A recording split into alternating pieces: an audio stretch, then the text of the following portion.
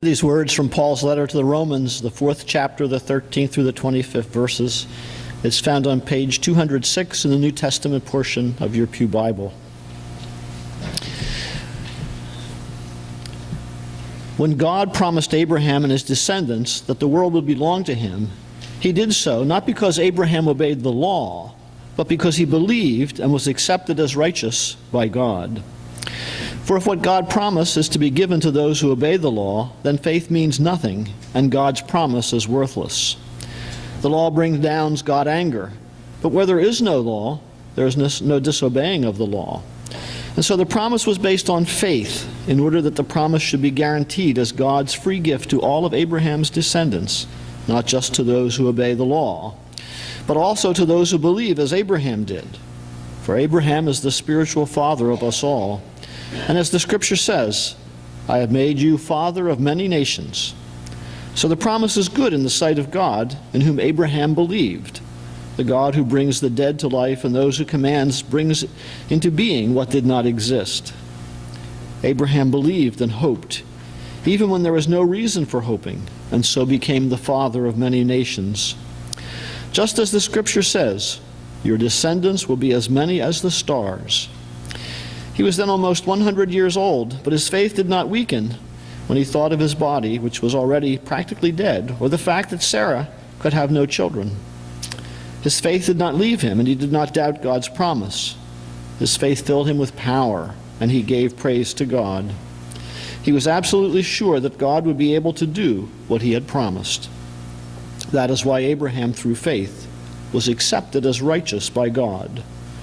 The words, he was accepted as righteous, were not written for him alone, but they were also written for us, who are to be accepted as righteous, who believe in him who raised Jesus our Lord from the dead. Because of our sins, he was given power to die, and he was raised to life in order to put us right with God.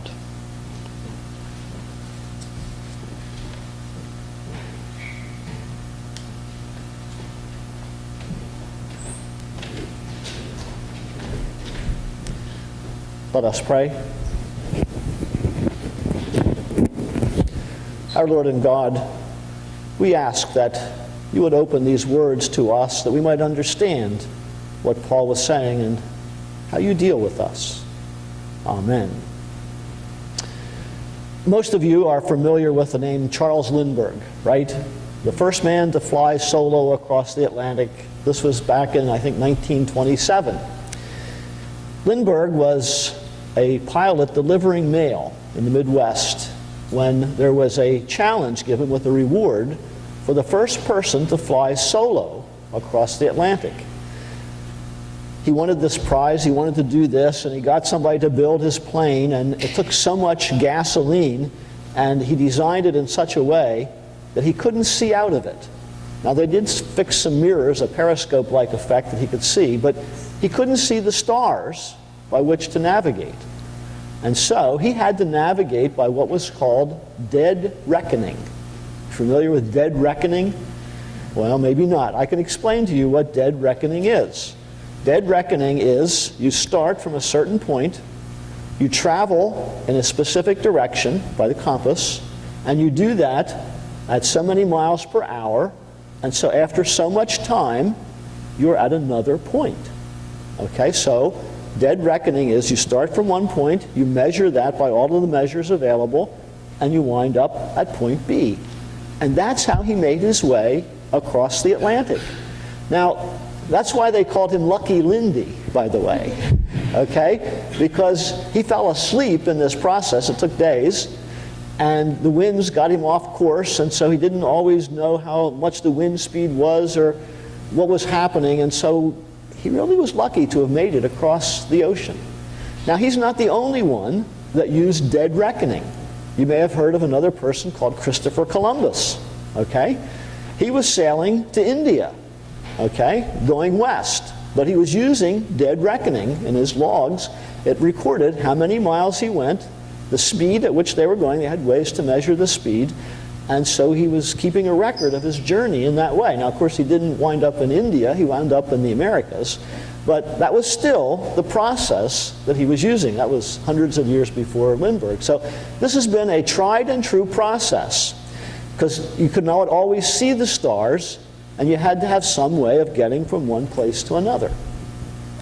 Well, Abraham has some challenges in terms of journey too. Abraham was living in Ur of the Chaldees, Mesopotamia, Tigris-Euphrates River Valley, Iran today. And God called him to travel west. And he said, "Come and follow me, and I will make you a great nation."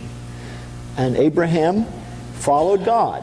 Now this wasn't dead reckoning, it was faith reckoning. He had faith in God, and he followed God's direction.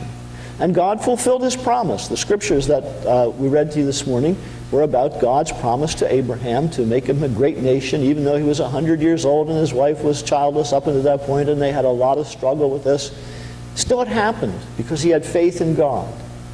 And so in the journey of life, I think we need to use this faith in God. Now, Paul was writing to the Romans and telling them, the Jewish people have been following the law as their guide for many years. In other words, the way to God was obeying the law, and there were many laws and rules and regulations. And Paul writes to them and says, "It is not by law that you will find God. It is by faith, and it was reckoned unto him as righteousness." And so we have to understand this difference. Not that the law isn't important, and not that we should disobey the law, but it is not through the obeying of the law that we come to God. It is through faith in God. It is through trusting in God. And you know, this is always a struggle. And in our Lenten journey, I think it's important for us to understand that we come to God because of what God has done for us. It is on God. It is not our responsibility. We need to trust in God as we chart our course in life, because as we do that, then we get better direction. Following the law is good, and there's nothing wrong with following the law, but it doesn't necessarily bring us close to God. It's like parents and kids. Okay, there's always a struggle between parents and children. Okay, children want to be independent, they want to do their own thing, and parents want them to do what they should do and what the parents think they should do. And so there's this struggle. And one of the issues that comes up in these struggles is trust. Okay? And I've heard a lot of parents who are saying to their kids, "I don't trust you. You have to earn my trust." Well, no. You cannot earn trust. Okay? It's the same thing as Paul was talking about. We don't earn God's favor by obeying the law. We obey the law and we find a better life because of it. We get close to God because of our trust in God, because of our faith in God. And the trust is really a gift. So when we trust our kids, it's a gift. It can't be earned. You can earn respect, and that's okay, but you can't earn trust. Trust is a gift. You can't earn God's favor, because God's favor is a gift. We need to trust in God. We need to have faith in God. And we need to follow God.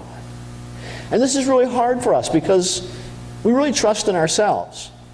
Now, in the money that we have, what does it say on the money? In God we trust, right? Nah. No, that's not real. That's not true. We don't trust in God. We trust more in the money than we do in God. And we trust in what we can do. We trust in what we can earn. We can trust in what we accumulate. Trust in God? Nah, we don't really do that. It's like a story I heard. You may have heard this story too. A man was out mountain climbing and he fell over a cliff. And on the way in his fall, 60 feet down to the floor of the canyon, there was a branch sticking out of the side of the wall. And he grabbed hold of that branch and he hung on to that branch, dangling about 50 feet above the ground. And he thought, what can I do? I can't get up. I can't go down.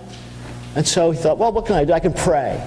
And so he says, God, I know I have not been very faithful. I haven't come to church. I haven't prayed in a long time. But please, please, please, God, help me. And he was hanging onto that branch, and then he heard this voice. I hear you, my son. I will help you. Let go of the branch. And the man said, can I talk to someone else up there? Okay, you know, faith only goes so far. We don't trust the whole way. We don't trust that God's going to help us. We rather have some part in it. And this is the part where the law comes in. We think that if we obey the law, if we do what God wants, then God's going to bless us and do what we want. Or maybe if we pray in the right way or get enough people to pray, that somehow we're going to force God to do what we want. Now, how crazy is that? Okay? How can we force the creator of this whole world to do what we want? Okay, that doesn't make sense. Our task is to find out what God wants. And so when we come before God and we lay before Him our concerns, we want to find out what He wants of us, what He wants us to do. This trust in God is the way to follow God. It's not to get God to do what we want. It's to try to figure out what God wants of us. And so here's where this dead reckoning comes back in. We need to know where we are. Okay, where are we? What's inside of us? What's important to us? What is life about? Where are we? And we need to ask the question, where does God want us to be? What does God want of us? God wants all of us. We're important to God. What does God want me to do? Where does God want me to be? And then we have to figure out how to get there. How do we get to be where God wants us to be? Well, we can read the Bible, that helps, although it's not only a given, it's not just crystal clear. And the church helps, and that's important, the history of the church, or people together, and our own experience of God. These all help us to chart our course, to figure out where we are. And so then, like Abraham, with faith, we follow where we believe God wants us to be. And this is in our personal lives, it's in our relationships, it's in our churches, it's in our world. Where are we? Are we where God wants us to be? How can we get to the next spot? Which direction do we go? What resources do we need to get there? And then when we get to the next spot, we evaluate that. Is this where God wants me to be? Is this what God wants me to do? And then if we figure out we need to be a different place, we then need to find the resources to move there and to do that. We need to follow God by faith. Paul was trying to explain to the Romans. He was preparing his visit. Paul had never been to Rome, and so he was writing this big book called Romans, this big letter, to help them understand who he was and what he wanted. And he was trying to understand, or help people understand, that the Jewish law, which is good, was not the way to God. That's only the way to live. What was important was to have faith, to somehow to figure out what God wants of us. Now, Paul spent his lifetime doing that, and he was God's servant in many places. He went by faith and was charting by faith. And we need to do that too, that somehow, what does God want of us? Where does God want us to be? What does God want us to do? And then to find the resources to do it. Dead reckoning. It got Lindy across the ocean, won the prize. And it will get us to the place where God wants us to be. To follow with faith. This Lenten season, to follow the life and the teachings of Jesus. And to somehow incorporate that in our lives and to let it be a way that we live. Where are we? Where does God want us to be? How do we get there? Let us pray.